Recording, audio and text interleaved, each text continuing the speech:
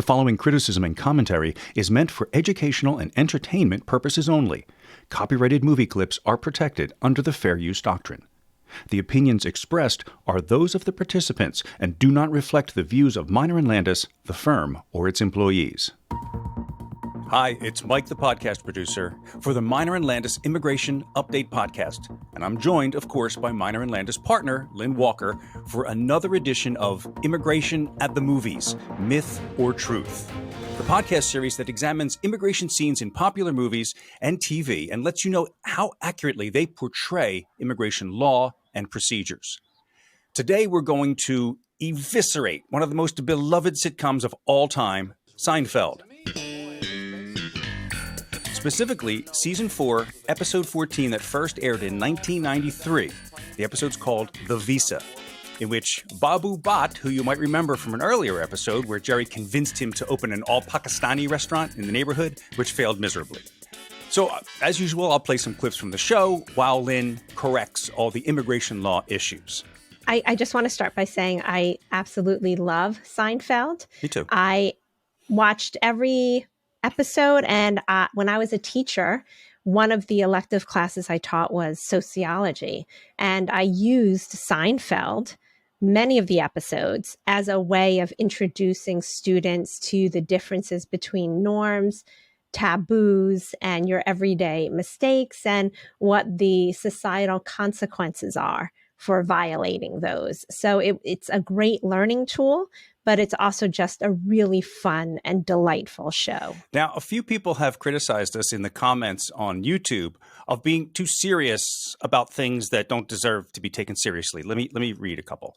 So one guy says, JP Dalby says, "It's a movie, folks. Movies, fact or fiction, just like books, often stretch the truth, or in other words, take poetic license for the purpose of entertainment. Now, we're at a documentary, absolutely call them out on it. That's all I'm saying." What would you say to that? Well, I agree. It's a movie and movies can stretch the truth. But we live in a society where people get a lot of their information, true and false, from entertainment. One of the things that you often hear people saying when they are attacking immigrants and the immigration system is, well, they should just do it legally, like my parents did. And the problem with that is the vast majority of individuals in the U.S. are doing it legally, but the system hasn't changed to accommodate the real world needs of immigration, family reunification, political instability, and business needs in the U.S. So yeah, I get it. The movies are stretching the truth. And again, we're not saying that these movies aren't worthwhile or entertaining or fun to watch. The only thing we're noting is you're getting it wrong in terms of immigration. Sure, stretch the truth, but let's be honest. These are not accurate portrayals of the U.S. immigration system. Let's get into this episode of Seinfeld because it's called The Visa, and it demonstrates the immigration problems that can arise if you fail to get your visa application in the mail. Wrong. Well, it shows that overstaying your visa is a deportable offense. No, it doesn't. Well, it does show the type of detention facilities where USCIS will hold foreign nationals who are awaiting deportation. Not really. Well, the show definitely demonstrates how quickly and easily one can be deported. No. Just play the first clip. This is where George meets Cheryl, a lawyer, while Jerry and Elaine are discussing Elaine's failure to turn over weeks of mail that she has collected for Jerry while he's been away on tour. So you're a lawyer. What kind of cases do you handle? Oh, everything. Divorce, patents, immigration, and naturalization. What is that? The immigrants come over, you show them how to act natural? Are your friends as funny as you? No, they're not funny at all. No, I have no funny friends. So here's a harbinger of the things to come. In immigration law, we call individuals, attorneys like this, dabblers. They dabble in everything. So they generalize. They're generalists. They practice everything that they can practice. Why is that a bad thing? I don't know. If you needed heart surgery, would you go to an guy who also does foot obstetrician, surgery a and podiatrist. and cuts your hair too. Yeah, I mean, it's the law, and true, law school does provide you with the theory behind a lot of legal issues, statutes, rules, regulations. It doesn't really teach you how to practice law, how to be an attorney. There are some skills in common, but the laws are not similar. The laws governing family law, divorce, litigation are quite different from the laws governing U.S. immigration. So it's already a little concerning that, this gives you an idea of what's to come. That's all. Okay, well, at the same time, this is going on the other side of the coffee shop. Yes. No, I'm introducing the next clip. I know. Hey, I've been back 4 days. I want my mail. It's mostly Bill's magazines and junk mail anyway. Elaine, that's what mail is. Without Bill's magazines and junk mail, there is no mail. And again, at the same time, in the coffee shop, Jerry notices that Babu is now working as a short order cook. Is that Babu? It is. Hey, Babu! Daddy! Look at you. You got the job. Yes, they give me job thanks to you. Oh, I didn't do anything. Oh, no, you do everything. You get me job, you get me place to live in your building. Come on. You're very, very good man. You do everything for me. My family and I can never thank you enough for everything you do. So just as a side note, we know that this episode is called The Visa. Usually family-based visa classifications don't expire. Those are just employment-based, and there really isn't a visa category for short order cooks. It's a little odd that he's a short order cook. And also, I lived in New York for many years. I could not afford to live in Manhattan on a lawyer's salary at the time or a teacher's salary. So I'd like to know what he's making as a short order cook that he can afford this rent. He's living in the same apartment building, as we'll see in a second, that Jerry lives in. Yes. Which is a very nice apartment building. It's very nice. In New York. Usually the apartments on sitcoms in New York are way nicer than most apartments truly are in New York, and way bigger. Exactly. So where do we go from here? So we're going to go to a part of the episode where Jerry and Elaine are still arguing about the mail because she still hasn't turned over his mail. And it's Because he's been on tour weeks. for a few weeks, right? He was on tour and she was collecting the mail for him. Yeah, and she still hasn't given it to him. Right. And they're still arguing about it in his apartment. And then this happens. Leave me alone! You can't do this to me! What's going on out there? What are you doing? This is not right, people. You're making a very bad mistake. Very bad. Babu! I'll be right back. They took Babu away. They took Babu away. Yeah, the immigration guy said his visa was expired. Poor Babu. Everything was going so well for him. He had an apartment, he had a job. What a shame. Jerry! Help me! I will, Babu! I will help you, Babu. Don't worry. And then this happens. Uh-oh. What? Well, this is interesting. What is it? It's a letter from the Immigration Bureau. It's Babu's visa renewal application form. They must have put it in my mailbox by mistake. Well, doesn't he need that?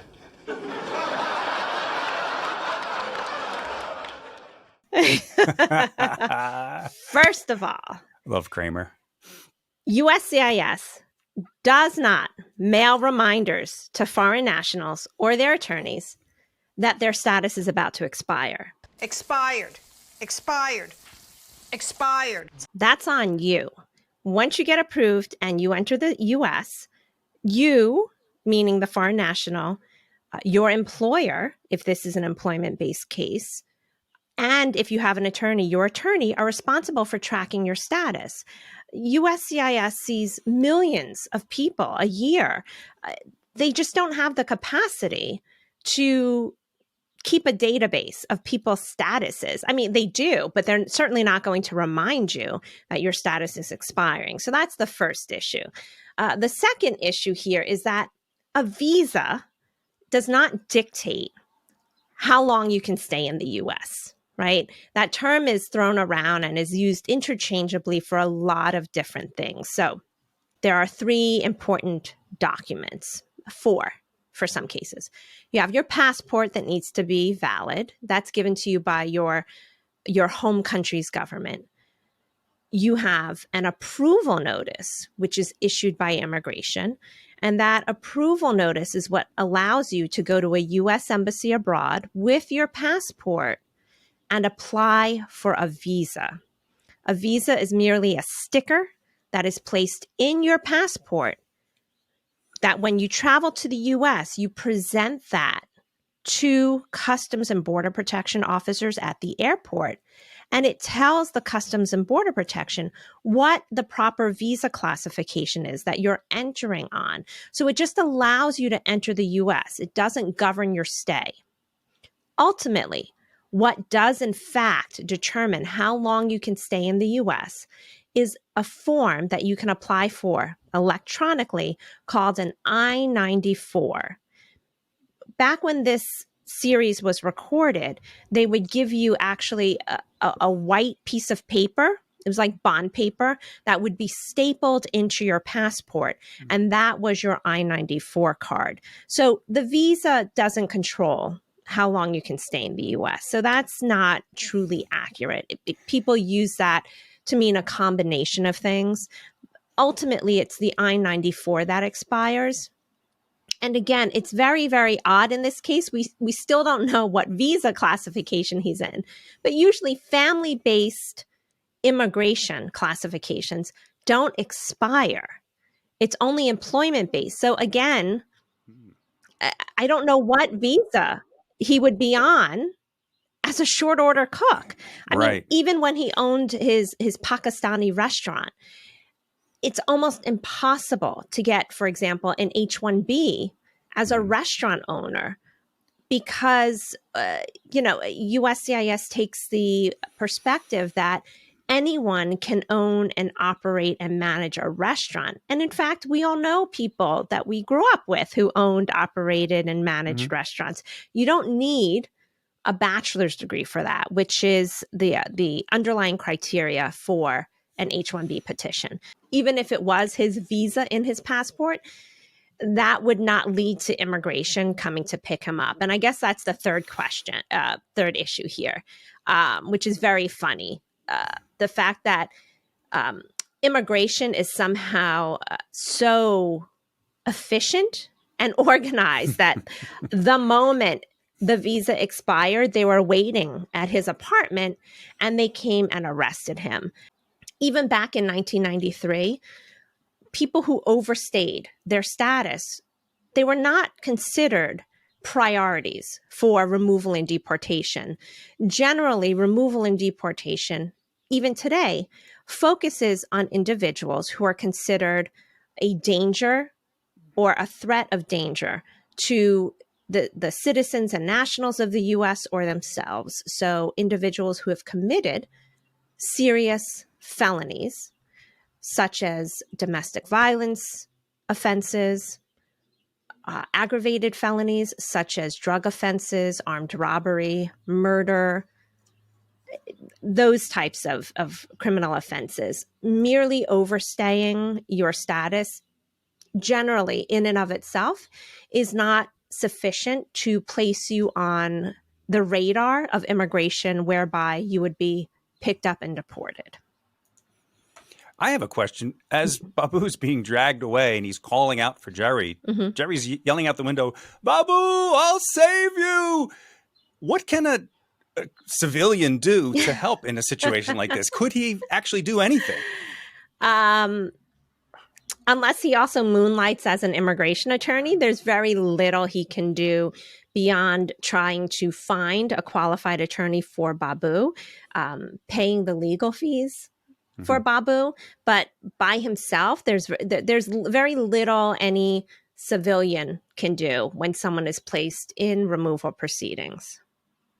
So Elaine and Jerry decide to go visit Babu where he's being held in detention. Babu!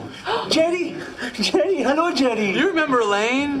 Yes, of course! Oh, nice to meet you. So nice of you both to come. Oh, Babu. No. You're both very kind, very kind. Oh, well, you know, we try. We do what we can. We do what we can. See, the problem is I never got my visa renewal form in the mail. I was expecting it. Yes. Well, see, here's the thing, Babu. What happened was, I was away for a couple of weeks doing some comedy shows. It's just the comedy shows. You're very funny, man. And, well, Elaine here was picking up my mail while I was away because, you know, that little box can get very full. Oh, yes, of course. TV guide, magazines, everything. You know, I would have picked up your mail. Your box is right next to mine. Oh, I don't want to bother you. No bother. You get me job, you get me apartment. You're very, very good man. Yeah, well, yesterday, after they took you away, I looked in my mail and I noticed that the mailman accidentally put your visa renewal in my mailbox. Come again? You see, I've been home for a week and Elaine didn't give me my mail till yesterday, even though I asked her repeatedly for it. Yeah, but, Babu, he could have come to my house to pick it up. You had my visa application? Well, not technically. I kill you! Well, what about her? I kill both of you! Babu! No, Babu, no, Babu. You're bad man. You're very bad man. You're very lazy bad man. Babu, I'm gonna fix everything. I have a lawyer who knows someone in the immigration department. They're gonna straighten the whole thing out. The wheels are in motion. Things are happening even as we speak. The wheels are in motion. The wheels are in motion. Things are happening.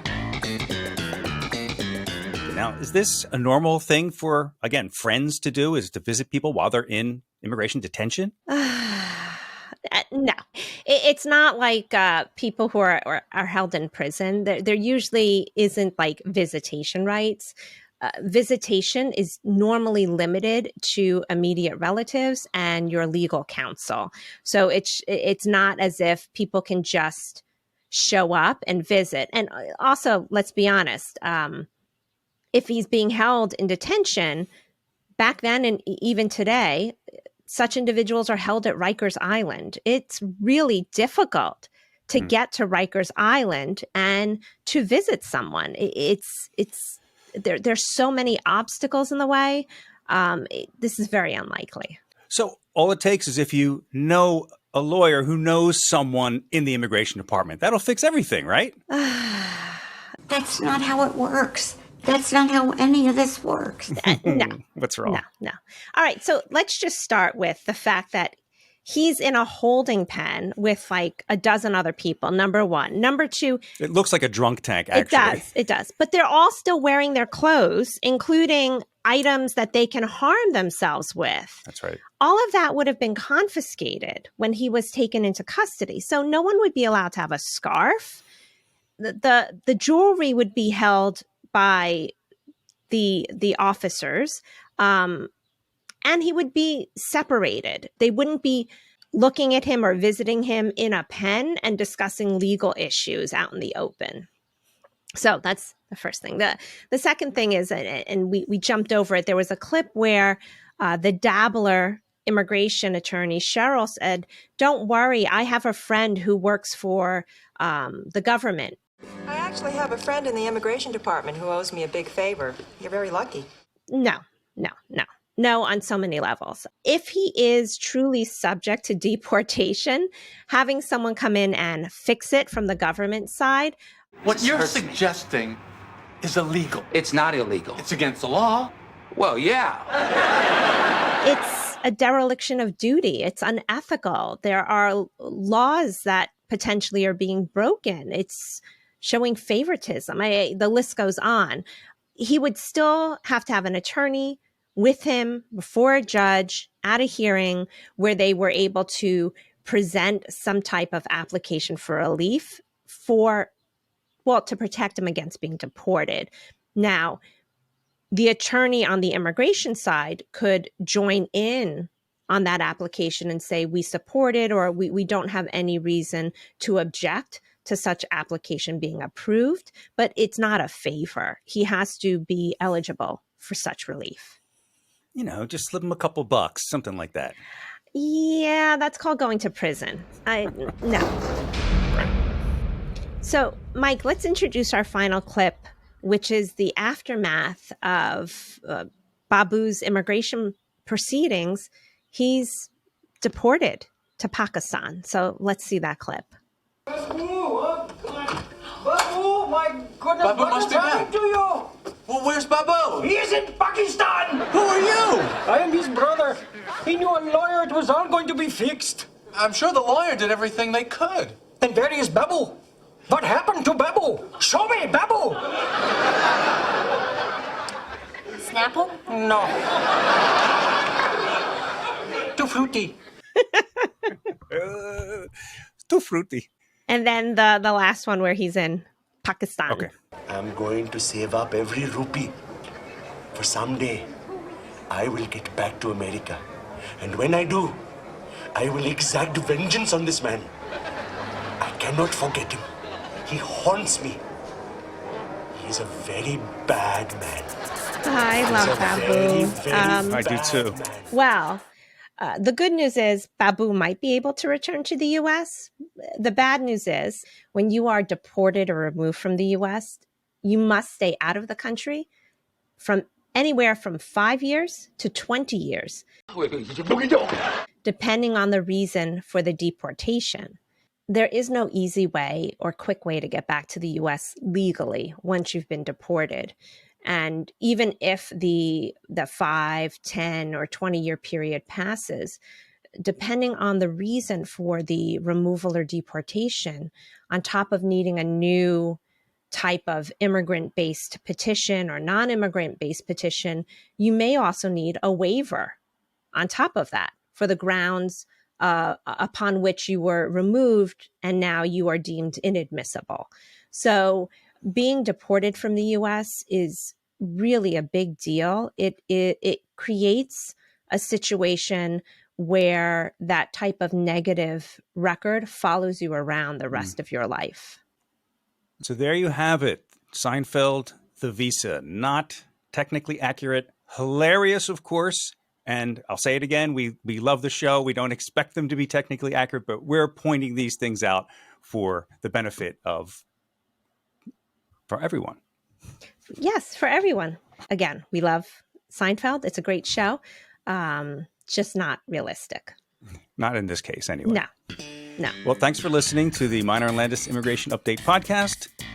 Follow us, like us, review, rate us. Those things help us continue to make these podcasts for you. And until next time. Yes, thank you. And if you have any TV or movie suggestions or would like to be a guest on the show with us, please DM me or Mike with your ideas. We would love to have guests on the show. It makes it so much more fun for us. Thank you again for listening, and we'll see you soon.